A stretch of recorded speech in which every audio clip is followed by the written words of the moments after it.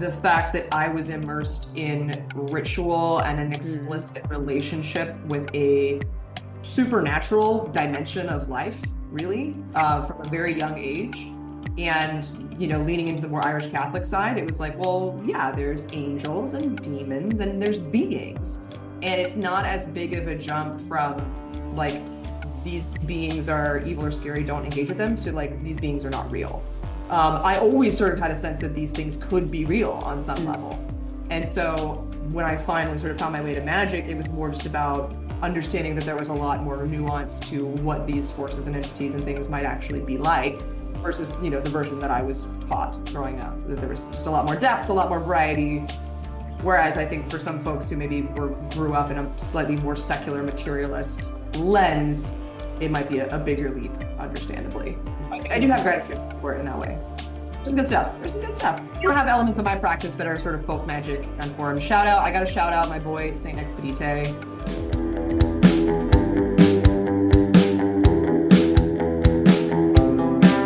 Welcome to the Casual Temple. This week, our rad guest is artist, actor, filmmaker, creator, tarot reader, and strong magical badass, Cara Claymore. Cara is here to remind us that life is too short to be scared, weak, or somber, echoing the wise words of Neville Goddard.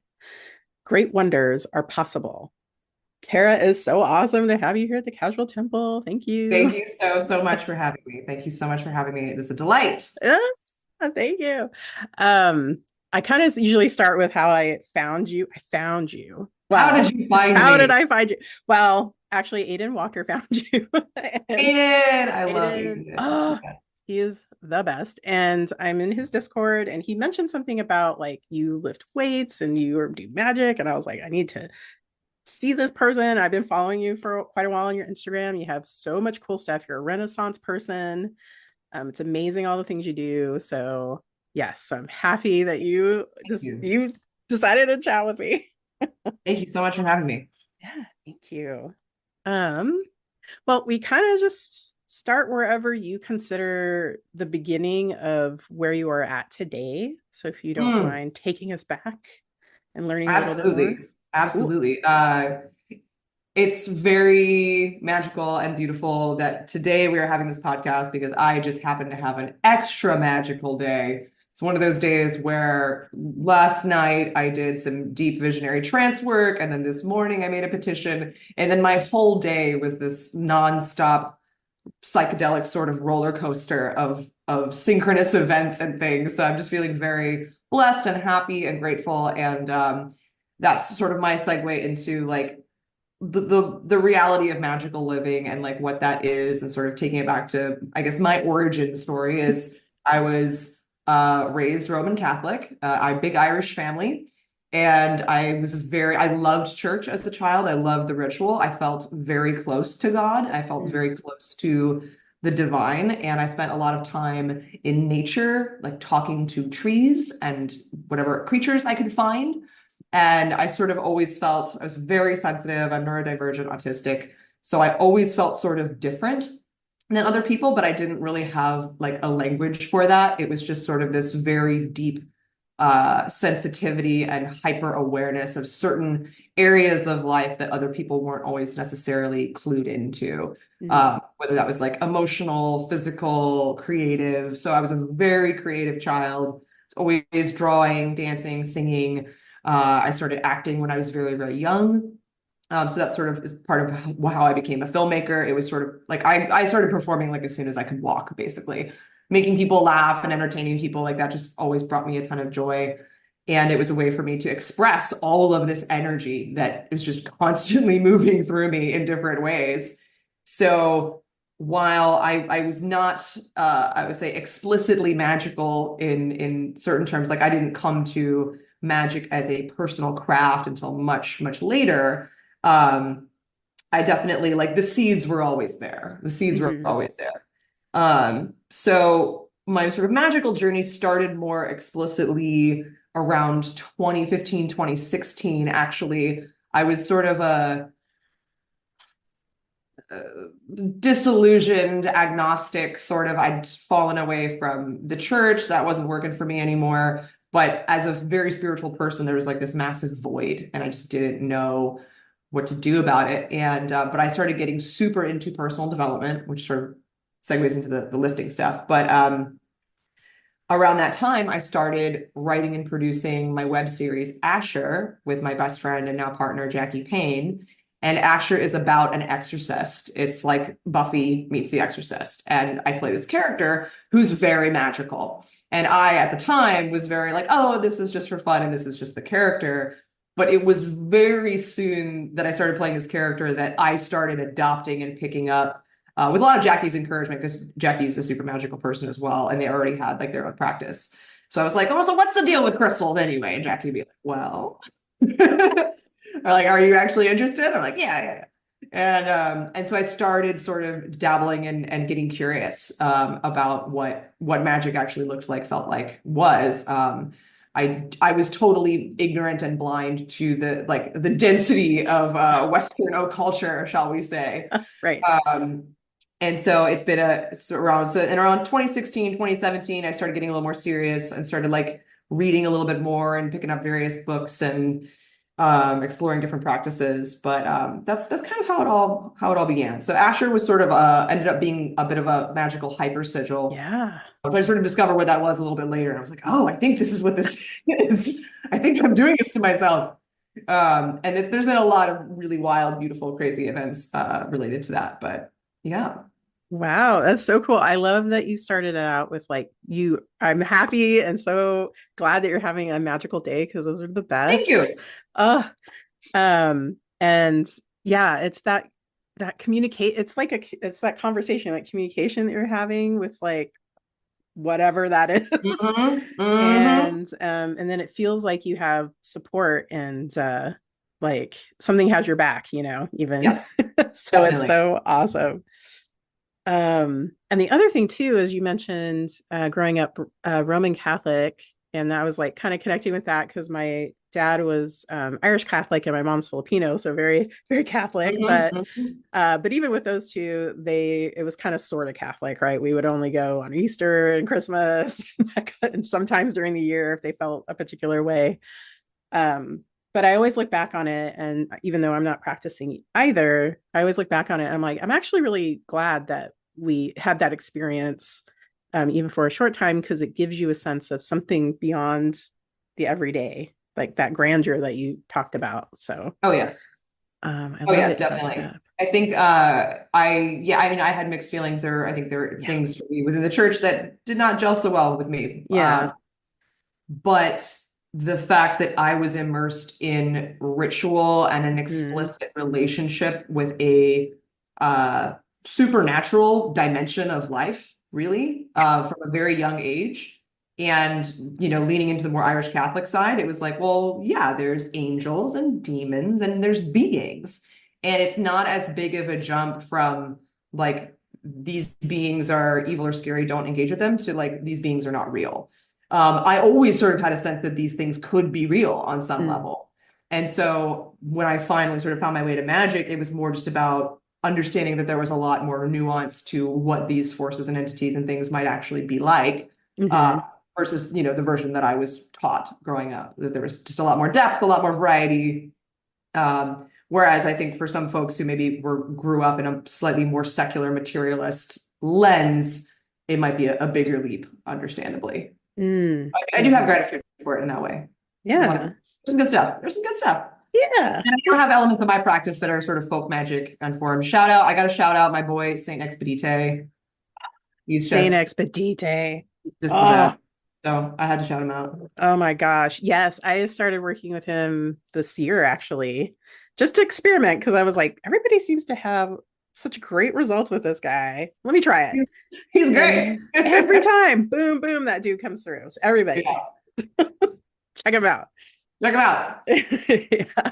I love that you brought him up. He loves to be talked about. Yes. Yeah. Gotta hype that guy up. He's awesome.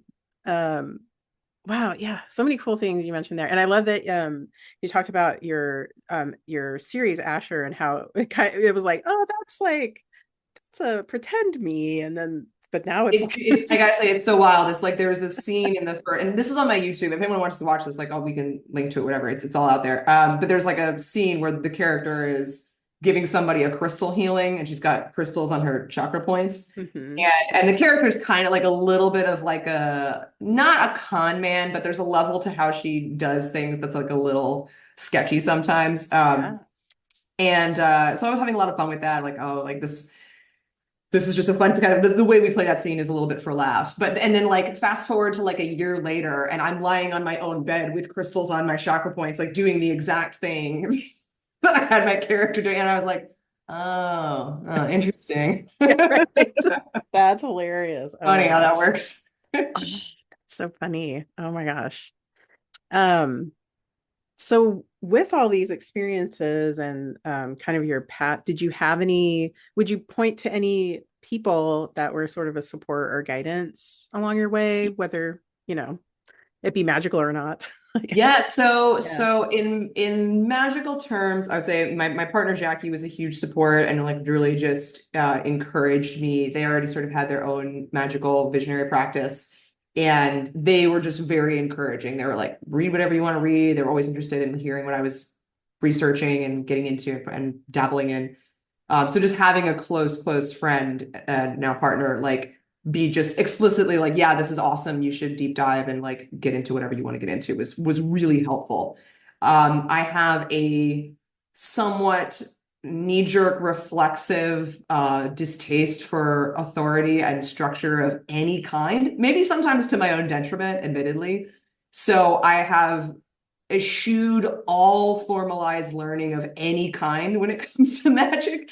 But I've been reading voraciously, and I've started to like make some magical friends. So like people like Aiden Wachter, his books were a huge influence on me. He's just I got to chatting with him and say he's a wonderful person. And so as I've got deeper into my own practice and started making friends within the magical world, I've started to find more community support in that way of people that I can like bounce things off of and be like, hey, like I'm dealing with this scenario. Like, what magic would you do about it? Like, oh, well, I would try this and this and this and this. So it's been really wonderful. Like, I'm sort of I love to learn, and I'm currently exploring like a new pathway and what that looks like for me right now. Mhm. But it's been great to have sort of friends and communal support, especially in the recent years, to sort of lift me up. Because it's definitely been in the past, there have been times where I felt like I've been totally alone and like Yeah.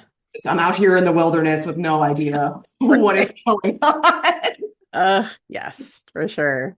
Oh my gosh. Well, I'm glad that you have your community that you can reach out to. And I so identify with like the sort of not wanting the formalized structure or, kind of, I don't know, Yeah. it just doesn't make you comfortable. But yeah, I read all those dusty, but I like reading those dusty books, but at the same time, I'm kind of like, well, I don't know, is this really going to work for me in 2024? Like, Right. well, Right. but I still love reading about it. Uh, and yeah, and definitely it seems like you're more experiential, which I think is kind of key in a Very, lot of very it. much so. I Yeah. am definitely of the mindset that the faster you can get your body and your hands into something, your mind, your brain, whatever, Yeah. the faster you're going to learn. And that's not to eschew reading is obviously great. Like the amount of information we have at our fingertips is Oh dazzling. my gosh. Yeah, the Yeah. fact that I can even read, spells written 1,000 years ago is wild. Yeah. So I think take and use whatever resources you can. And I think I'm all in favor of people crack open the dusty tome and read that spell out loud and like see what happens. Like maybe it's a copy of a copy of a copy, maybe nothing, Yeah. but you'll be having an experience, and at the very least, you'll be engaging with the spirit of whatever that was written in, right? Mm. And I think there are things that kind of get passed down and get translated that might that are just worth investigating if you're curious. I think my big ask of myself too, even this year, as I've been just integrating more of my practice sort of into my daily life. Like for a while, it was like magic was something I would like do once a month, and like I would like work myself up and be like, okay, I'm gonna do like a big ritual, Yeah. and that was had a potency to it, definitely. And there's a lot of value in that. But I've also been discovering the joy and the benefit of just living as a more magical person and having more things that I do frequently to sort of be in the flow. And for me, that means I'm staying a little bit more connected to the spirit world. I'm staying a little bit more connected to my own spiritual, like intuitive hunches, which overlaps with my creativity in a lot of ways. So yeah, I'm about get your hands in there, get them dirty, do something. Oh, I love that. Oh, it's making me also think because you're in Brooklyn, and so how and when you were a kid you liked to be in nature. And so I think Yes. So, people yeah, I think you know where I'm going with that. But oh no, I was just gonna interrupt you to say, sure. I moved to Brooklyn when I was about 18, so I didn't grow up Oh, here. oh, okay, gotcha. I grew up in the DC area and in southern Pennsylvania, so I had like a Oh, lot more nature access oh, gotcha. than I do now. I do live right by not far from a huge park in Brooklyn, so Oh, I'm able. yes. And I have a great relationship with that park, and I'm there all the time. Oh, okay, yeah. That was what I was kind of going towards, like, how do you relate to nature, especially when people think Yeah, cities don't have nature, which I live in Seattle. we got There is. hella nature. We got Yeah, there's hella nature. nature. We Yeah, got pigeons. We you're got right. birds, rats, and Yeah. critters and raccoons. The park that I live near, it's beautiful. Lots of birds, lots and lots of wildlife. Mm, Just very, very beautiful, dense, intense energy. I've done a lot of rituals there. I've tried to establish like a happy sort of working relationship that I feel like is pretty mutual with that park. And it's great. It's great. The city definitely has like there's certain challenges to like I tend to prefer to do magic late at night because mm. it's just when it's quietest and I can focus much more easily. I live off of a very busy avenue. So if I'm going to do anything during the day, it's like I got to blast the fan and the noise machine, just to like just so I can focus because I can hear so much around me. So there's certain things that are kind of tricky about magical city life, but there's so many cool things to have access to so much. There's so much energy here too to Yeah. just like suck up. Yeah. Yeah, that's an interesting point too, because I love living in the city, even though Seattle is not, as maybe as busy as New York. But I know some magical practitioners, and that's just the way they work. They need to get out into Mhm. the country, right? Because of that, there's too much of that energy that you Absolutely. talked about, right? Absolutely. Um, I am very curious about how I do have my pastoral sort of fantasy of, the farm, and I'm sure many folks do, of like living in a slightly more rural place a little yeah, bit later in my life, and what that will allow for me and what that will enable in terms of my spiritual magical practices. Like I'm like, yeah, I want to go into the woods, not see anyone for a week, and make contact with my guardian angel or whatever. Like yeah. let's do it. Like logistically, practically right now, that's not gonna happen. Right. Yeah. They got to come to Brooklyn. I don't know. You make your way, find your way to Brooklyn. Yeah. Oh, that's too funny. Oh gosh. And so sort of my next question, but you've already mentioned or Aiden, um, and his work, but are there any other either authors or books that Yes, inspired yes. you? So Aiden's books, particularly Six Ways and Weaving Fate, were both invaluable to me. Those were some of the spell work in those books was some of the most um, consistent and deeply delved into work that I had done ever magically. Mhm. The Black Book and the Reclaiming Right in Six Ways were they took me far. They took me far. So I highly recommend those books. And Aiden, we've already raved about him, but just stellar human being. Um, Lee Morgan, who writes about like traditional witchcraft, their book Standing and Not Falling was pretty brain changing for me. Just the way that they write about witchcraft and magic just touched something deep in me that was like just waking up. And that book is really powerful and has a lot of awesome stuff in it. And they also, I just recently read, very recently, they wrote also a series of novels that are very occult. And those novels and the way that the characters engage with magic in the novels was very inspiring. Mm, And it was a huge reminder for me of how like, I mean, I'm a huge like film person, but how much magical inspiration there is in not explicitly like occult texts within story. There's a lot of like there's so many great writers who I think end up encoding things. I think Lee does it very very consciously because they're a great magical writer, But there's a lot of people who have just, something like Lord of the Rings that has so much magic encoded into it, that you can delve into and tap into for inspiration. So I think fiction is I'm just a huge fan of fiction, and if everyone's got book recs, let me know. So Lee yeah. Morgan, Jason Miller's books very recently I have found very helpful. Consorting with Spirits and Real Sorcery were both great. All his stuff's really good. It's very approachable. It's very straightforward. He's just like, here's this work. Here's the mechanics. Here's why I think it works. Here's how to try it. Try it. See what happens, So he's got that sort of hands-on, pragmatic field manual approach to magic that really rocks with me. So I found his stuff very helpful, and there's been some stuff from his that I ended up picking up and has added a lot to my practices. So highly recommend. Yeah. Oh, I like that description of Jason's work. It's he's like field guide, practical, like get in Yeah, there. get in there. Yeah. It's good. Wow, this is great. And now I'm like, now I have to put Lee Morgan on my Oh, he's list. great. Yeah, definitely. Yeah. That's awesome. Um, and so the next sort of question is around, so you do strength training. Oh, yes. And yes, and I do too. And that's one of the reasons I was so psyched to talk with you. How would you say that weaves into your creative and your magical work and vice versa, like all around? How's that work?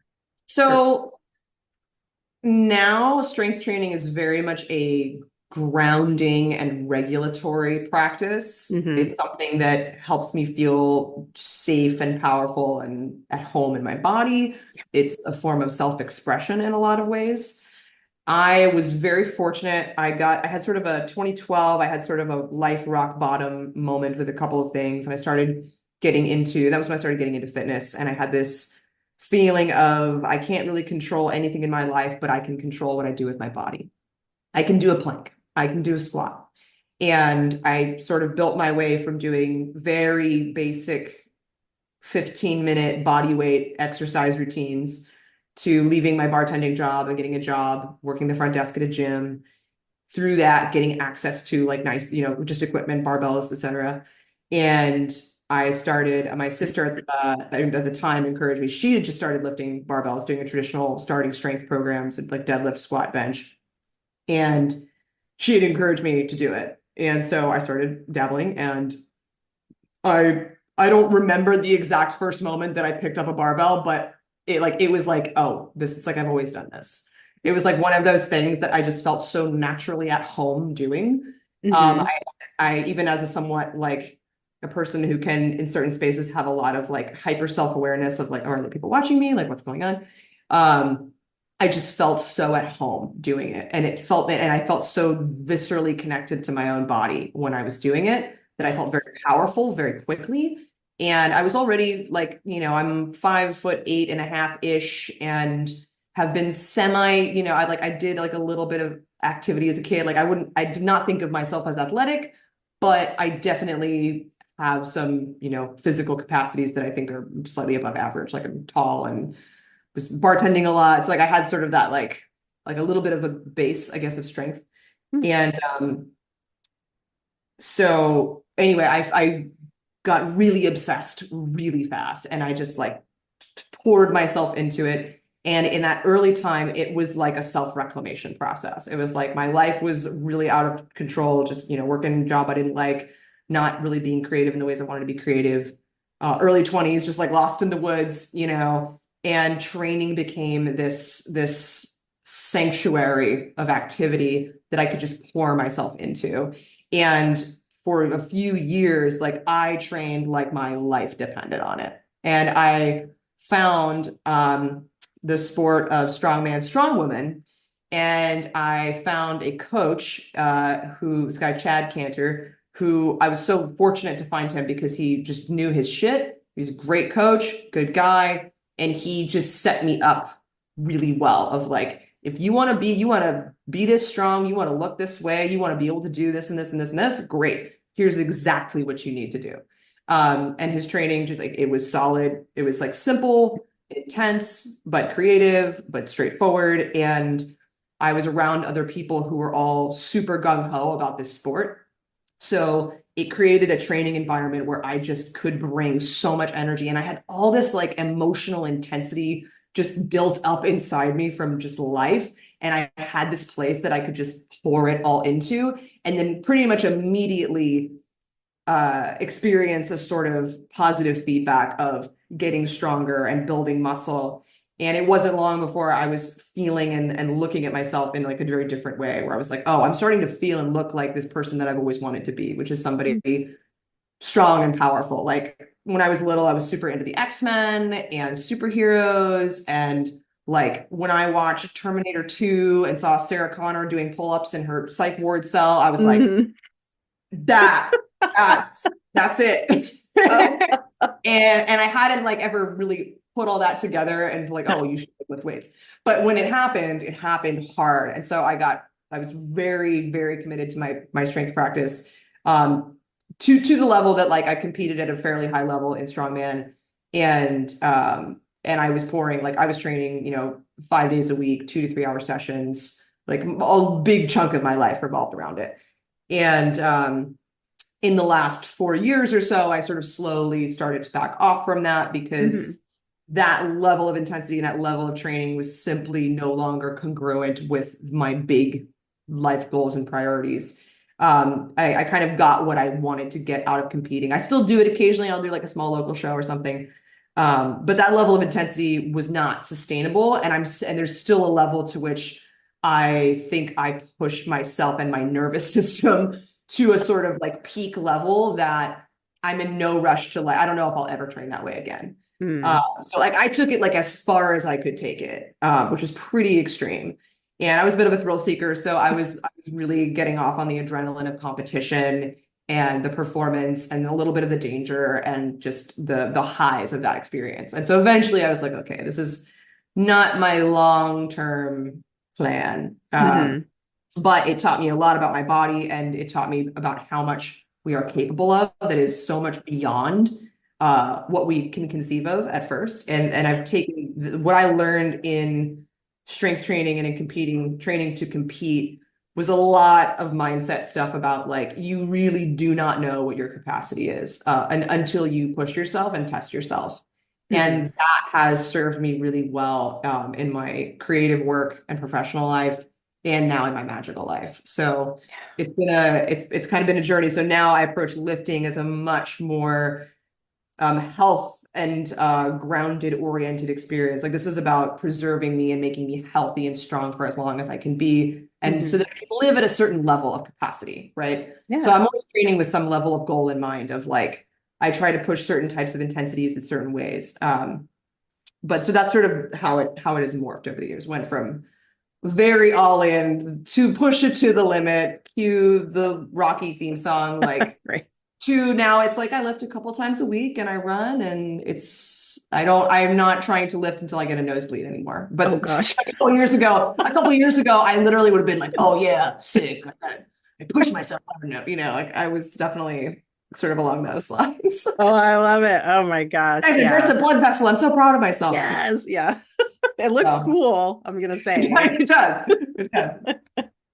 Oh gosh. Yeah. I love watching on Instagram. I follow quite a bit of mainly female lifters, and I love watching them lift big weights. I don't know. Oh, yeah. It's awesome. It's so inspiring. Yes. I still know I still keep a little bit in touch with a couple strong women athletes who are just they're just incredible. And I love strength sports like because like a lot of sports for me it's always going to be strength sports, but like just because there's people are still breaking world records all the time, and our capacity, I think we viciously underestimate our own capacity in so many ways, physically, mentally, emotionally, spiritually, magically. And strength training was the first thing that showed me beyond a shadow of a doubt, like you're like what you think your limitations are, you are wrong. And you have no idea how wrong you are.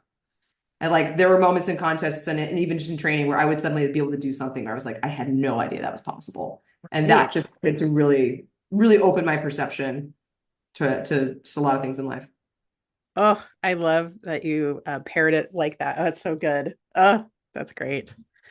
Gosh, I'm trying to think. Yeah, so I have quite probably the opposite sort of story, and I'll just kind of recap it. But I actually did weight training class when I was a teenager in high school, which was hilarious because I don't know why. I just chose it. It was like either aerobics, right, where most of the girls would go to aerobics, or you go into strength training. And I was like, I kind of want to Yes. lift weights.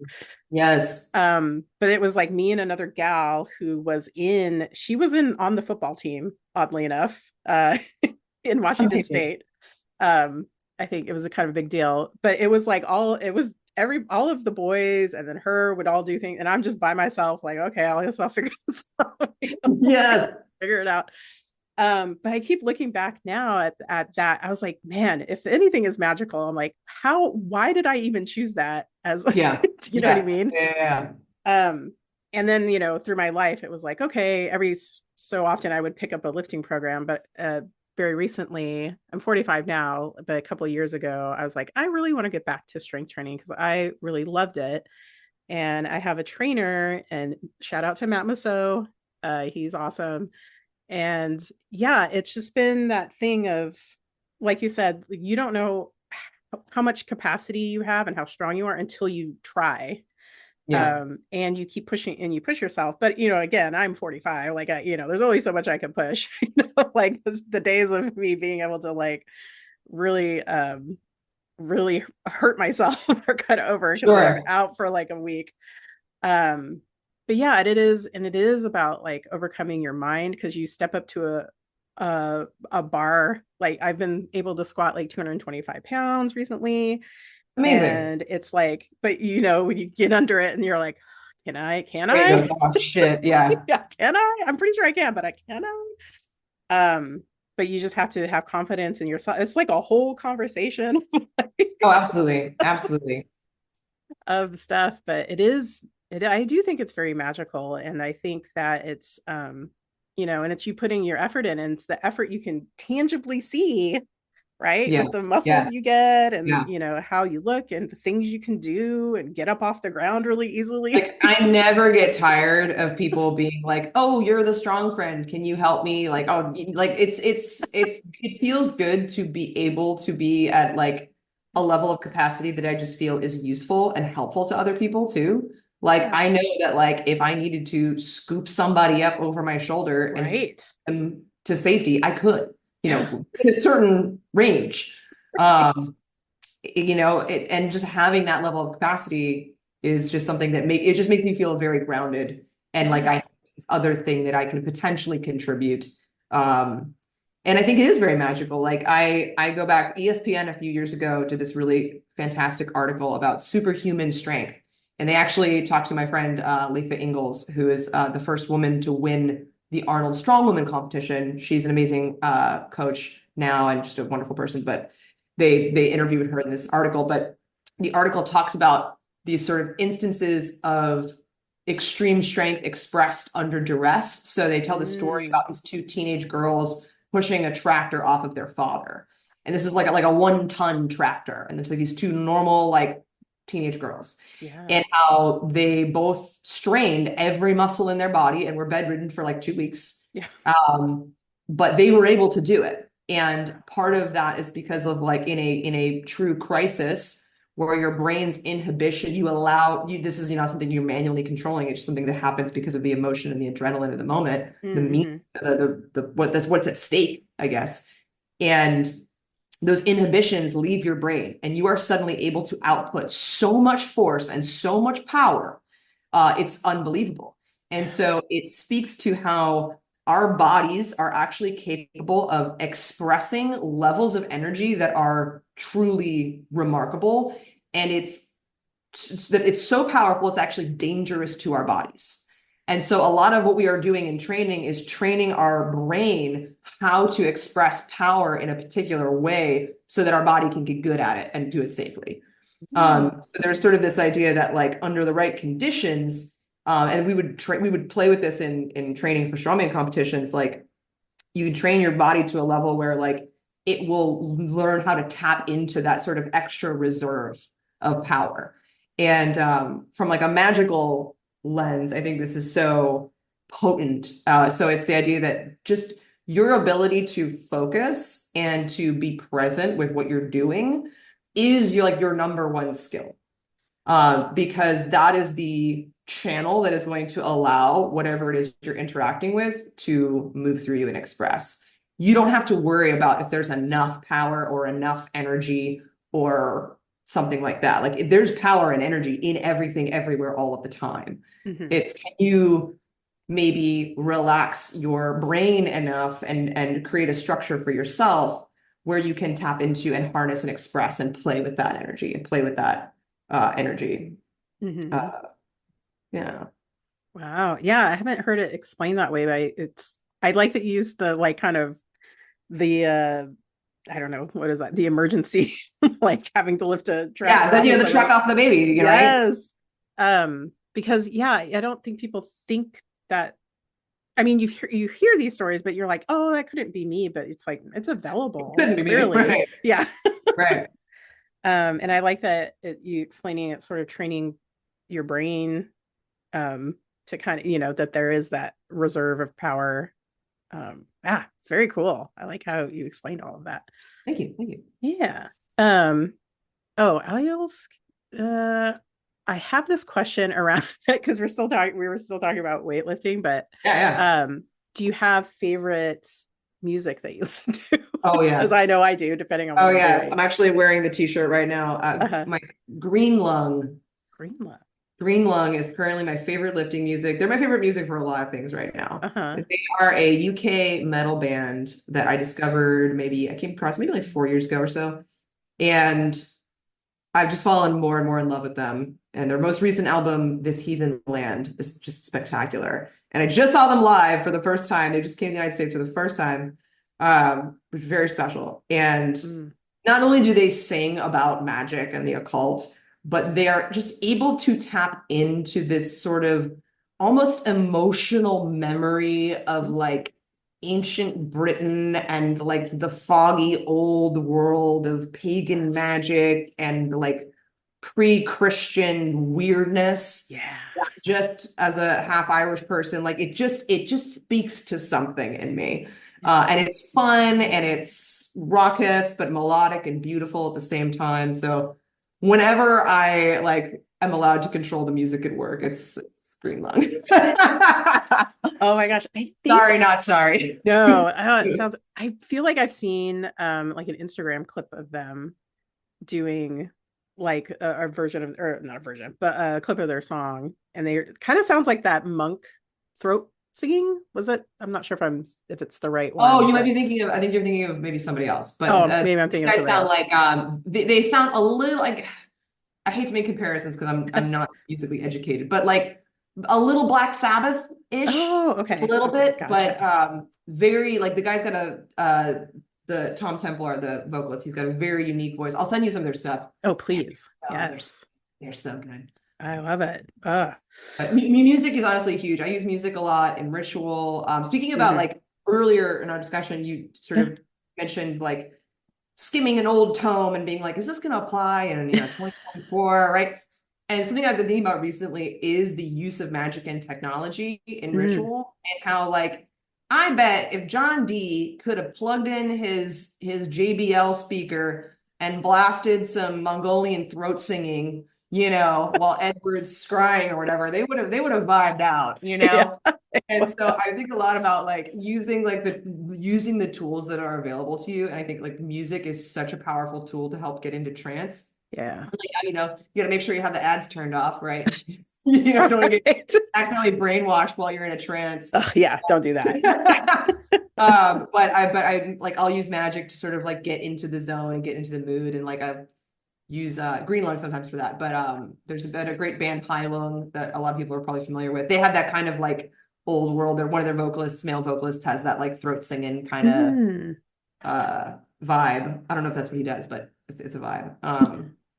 But yeah, using music is just like such a potent tool. And like, so for seeing lifting as like ritual too, that's also one of the benefits of like being autistic is like, well, there are many, but like if I get into like a piece of music, like I do not get tired of it, like ever.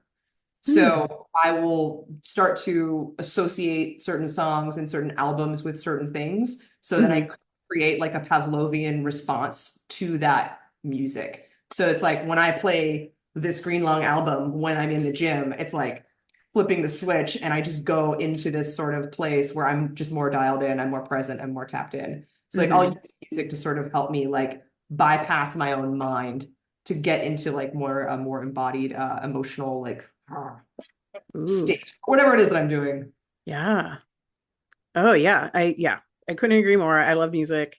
So yes, even music and ritual. I talked a little bit about before we started recording about having planetary rituals. Yeah, yeah. I kind of make like planetary specific lists of music Oh, and that's genius. things like Oh, I like love that. um and it's kind of fun. And then also I have like a particular, I call it like my leg day album or my leg day playlist. And it has like, Yes.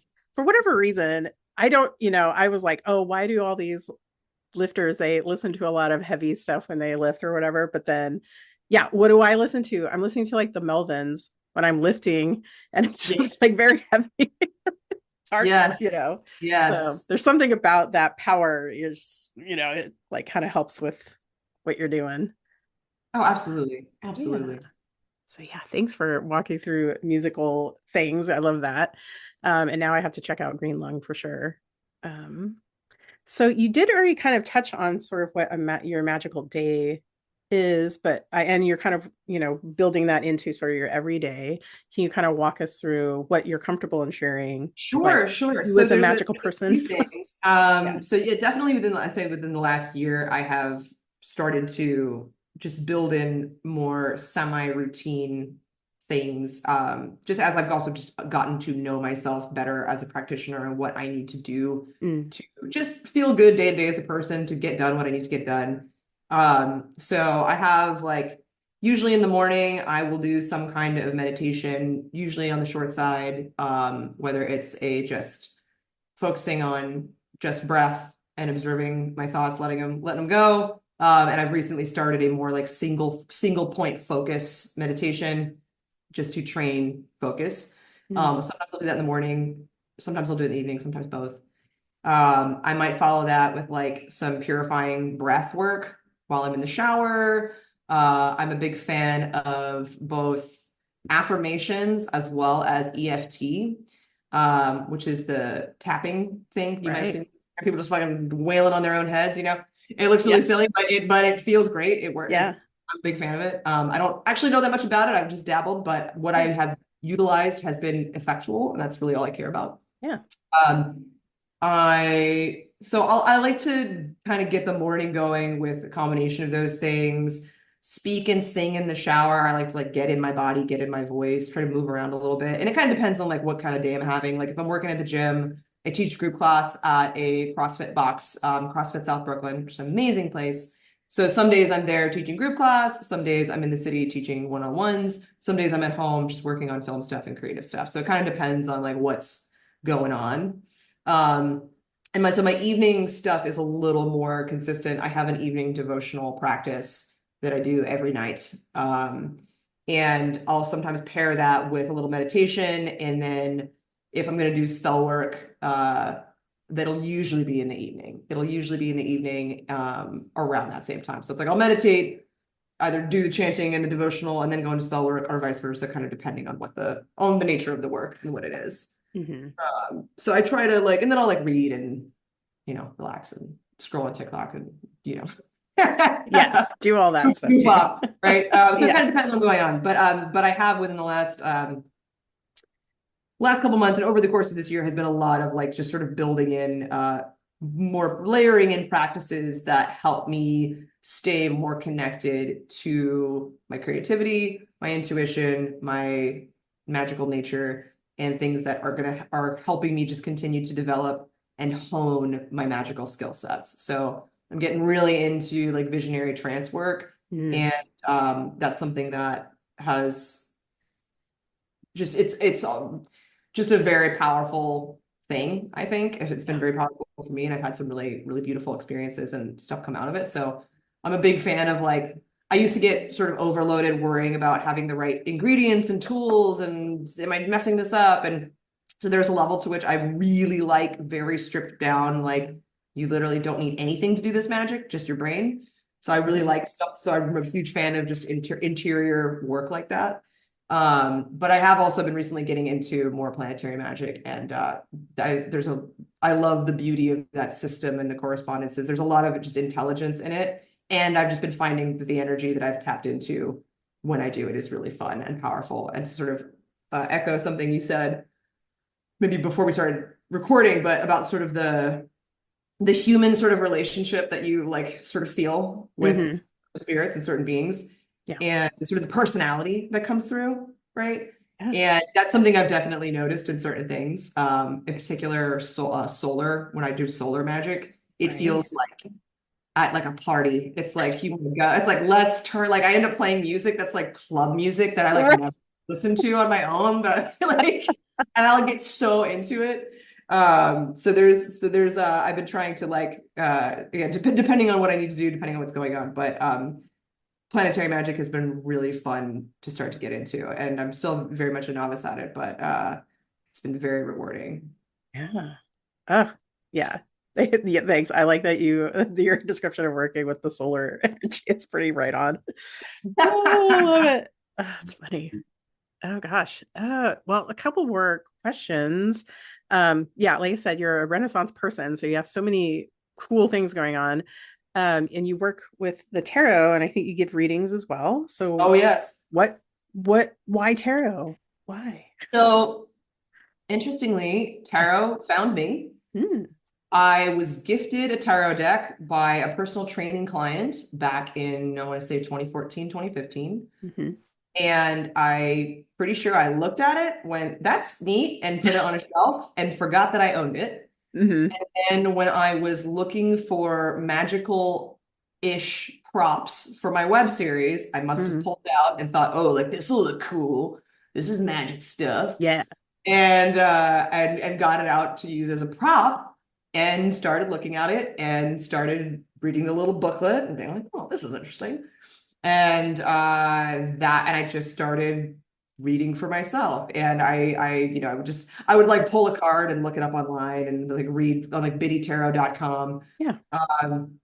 That was how I approached it for a really long time. And then I started following a reader and named Cara Wintner, who was doing these online readings. She was like doing like a weekly live reading.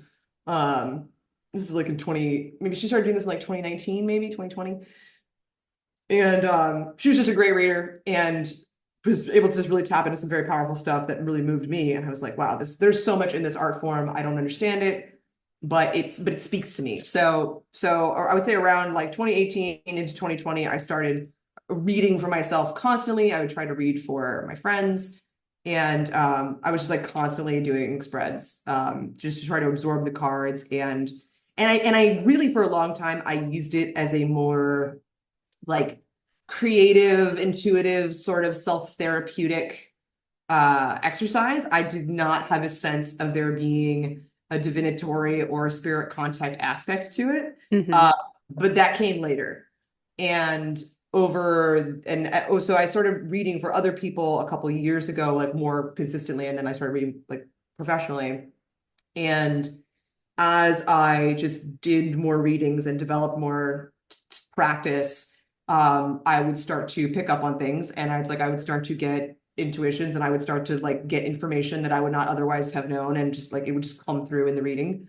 Yeah. And that was then around, it was just sort of a gradual awakening to like, oh, when I'm using this tool, I'm accessing a greater field of intelligence, and this is my operating system. Like the genius, the spirits of the cards are this like interface that I have with this sort of emergent field of information, whatever that is. And so over time, I sort of started developing a way to ask, my spirits, my allies, to try to, I started telling them like directly talk to me as much as you can. Like when I read, like come through, tell me what you know as much as you can to the best of your ability. And since I started doing that, my readings just started getting a lot, like very accurate. And to a point where I started getting, it was sort of a jump from using it as this sort of like semi-therapeutic, obviously not as a therapist, but in the sense of using it to guide oneself through a helpful experience, Mm-hmm.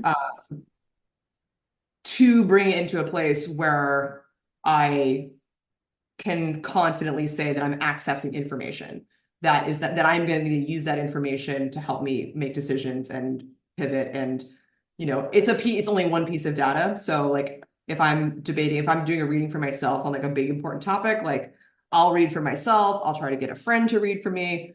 It's just one piece of information, but I found it just started to be, it's just a much more reliable way for me to contact like my own spirit guides and to be able to have a sort of conversation with them. So I've had a lot of moments of just really helpful stuff coming through to my own personal readings. And yeah, it's been a very interesting, very like started in one place, dramatically changed over time. And it was something that I also just fell in love with the beauty of it. I think like I work mostly with the Waite Smith deck and the Rider-Waite Smith deck and variants of that deck, but mostly like the one that my client gave me ages ago. So like I have a very tight relationship with that deck, and then I have a very tight relationship with a similar deck that I use to read for other people. And it's just been a really beautiful experience, like getting to know the cards, and they're also just very like, even if you don't read in a divinatory aspect, they are, especially at least for me, the Waite Smith deck is such a magically loaded object, and the images in those cards are very magically loaded, and just meditating on one of them can pop off a whole bunch of shit in a really cool way. So it's like, I'm just a huge fan of the tarot. It's been a huge gift in my life, and it's just been an endless source of creativity and inspiration and joy. Ah. Oh, I like that you explained that when you tapped it or started working with it, you kind of sensed that there was like, I don't know, beings or energies that you could kind of tap into at least when you're, I've never had anybody explain that before. Yeah, I also started having it like, especially as I got more practiced, I would say magically, I'm very emotional and somatic in the sense that the way that I experience things it's very in my body and it comes up in my emotions. So if like I'm reading for somebody, I'll get this like sudden surge of like a very particular emotion that will come out of nowhere. I'll be like, whoa, I'm like feeling this thing and I'm going to tell you about it. That was a sort of, I guess, psychic ability that I was not aware was a psychic ability until I was able to practice it in this context. And it got specific and very clear of like when it was happening. Yeah. So yeah, it's been quite an interesting journey. I think the tarot it's like if you have any inclination or curiosity about the tarot, definitely like get a deck and just hang out with the cards. Just hang out, ask them questions, see what happens. Yeah. You heard it here, you guys. Just give it a go. See what There you go. happens. Sort of one of the last questions is around, so you are a filmmaker, and you kind of talked about, as a kid, why you chose going into acting and films. But is there anything more around that you wanted to share around why you wanted Absolutely. to? So I definitely, I started performing at a very young age. It was just a very natural, fun thing for me to do. I was homeschooled until high school, and so I was kind of semi-feral, which was great for me in a lot of ways as a very odd child. I say with love. And I have a bunch of siblings. I have 4 siblings, and so we were, not just left to our own devices, but we had all these like activity groups that we would do, and theater was one of them. And I loved theater, and that was definitely my big gateway into like, okay, like when I was 11 years old and I was playing Bilbo Baggins in The Hobbit the musical, I was like, this is what I want to do. This is awesome. Like, yes. Wow. And but I loved movies, and movies and TV were a just great source of comfort and joy, especially in like my very tumultuous teen years. Stuff like Lord of the Rings and Buffy the Vampire Slayer and Angel, and A Knight's Tale. There's so many films that just deeply moved me, inspired me, gave me a place to go. And I so loved that feeling of being able to go into a different world and how magical it was. And I just had from around my teen years, I was like, I want to be able to act in movies where I am in this world that's totally different. And I didn't initially have aspirations of being a director or filmmaker. I just wanted to be an actor. Mm-hmm. And it wasn't until years out of film school when I started working with my partner Jackie that it became clear that in order to play the characters and tell the stories that I was passionate about, I would have to make it myself. Mm. So we started, Jackie had already been making short films and doing their own projects. And when they became my roommate first, like we reconnected after we went to acting school together, reconnected after school. They ended up becoming my roommate, and we ended up shortly thereafter like working on one of their short films. And then we started co-creating the web series Asher, which is about The Exorcist. And so it was sort of this like, and that I co-wrote with Jackie. They directed it and like did all the actual filmmaking, but we co-produced it together. And through that process, like I just learned the art of filmmaking. And, we would hire various people to work with us and, learn a lot from other people that we hired and worked with. And so it sort of evolved like that. Like I started off as like, I just want to be an actor and like play these roles. But over time, it became clear to me that like there's certain types of roles that I want to play. There are certain archetypes and energies that I specifically want to embody and portray that I wanted to see more of growing up that I just have not seen. So this character, Asher, is very much that. She is like the wild, dark, crazy, potently magical, anarchic, feral, feminine force. And in a way that I just think we have not seen before. That's really fun and powerful and awesome. Yeah. Wow. So that sort of led me to that's sort of how I segued from just acting to being like to taking on a more proactive architectural creative role. And Jackie like very much encouraged me. It's like we started writing together. And then in 2021, we had ended up writing a feature script for this Asher character and her world. And we co-produced and co-directed a proof of concept short film for that, which is actually coming out soon. Cool. And we're going to be releasing that probably in the late midwinter-ish. I don't have a date yet, but TBA coming very, very soon. So we co-directed and co-wrote that. And then we also co-directed and produced a feature film called Werewolf Game that is going to be coming out on streaming on January 21st, 2025.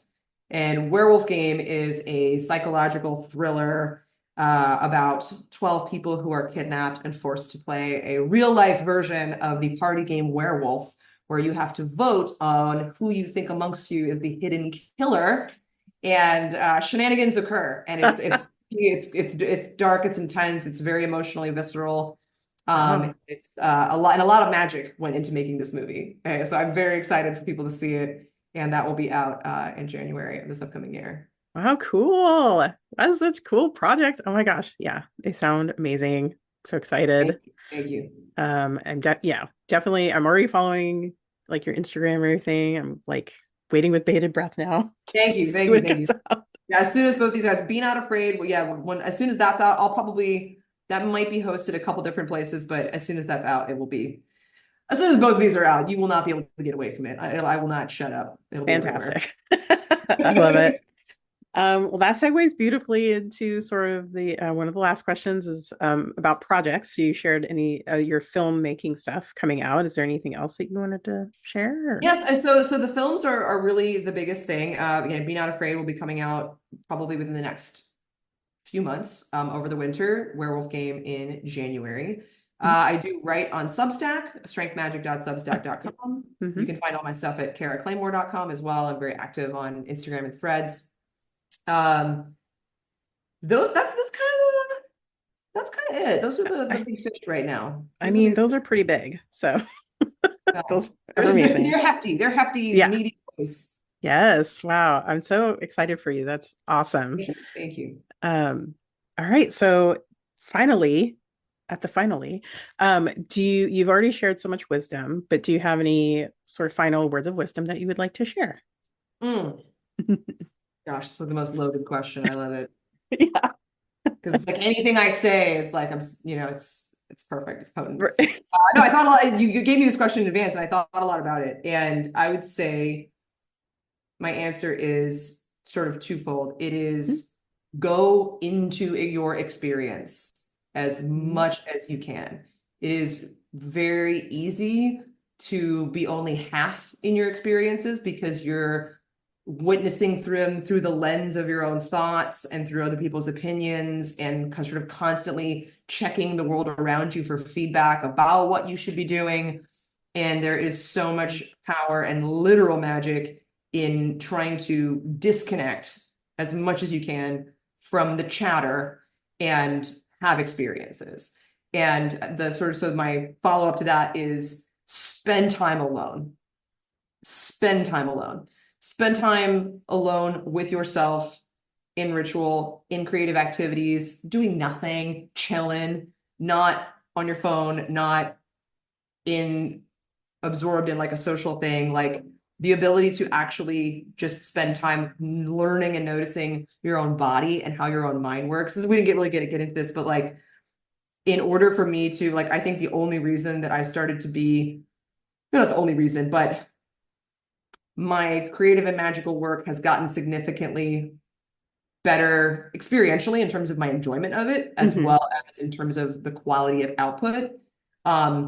Because I have done a lot of really hardcore internal emotional psychic and psychological work on myself. Like I'm talking deep, dark shadow work shit.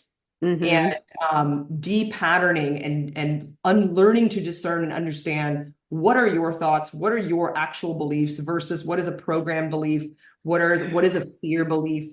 And that can only be figured out by doing some shit alone. Also therapy, also talking to mentors and people who know you well and like all that good stuff. Yeah.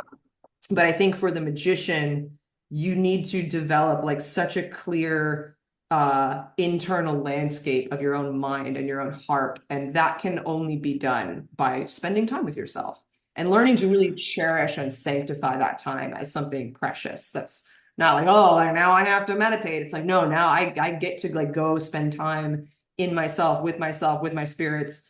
And it's something that's unique to every individual. And it's like, the world is the internal imaginal magical world is your oyster. It's so big. It's so big. So it's like, it's easy to feel sometimes like you don't have the right tools or you don't have the right training or you don't have the right skills or talent or like whatever. But it's not true. You do. You have everything that you need. You really do. You just got to go inside. Oh, I love it. Yes. It's the know thyself, right? Know thyself. Yeah. Yeah. But you explained it so beautifully. Like, know thyself, like get to know yourself. Like, get to know yourself. Yeah, spend some time with yourself. Time with you, babe. Yes. Oh gosh. Well, Cara, it's been a pleasure. You're amazing. I am so dazzled by all of the things that you do, and it's, amazing. I'm so happy that you chose to talk with me today. Thank you so much for having me. This was such a delight. This is wonderful.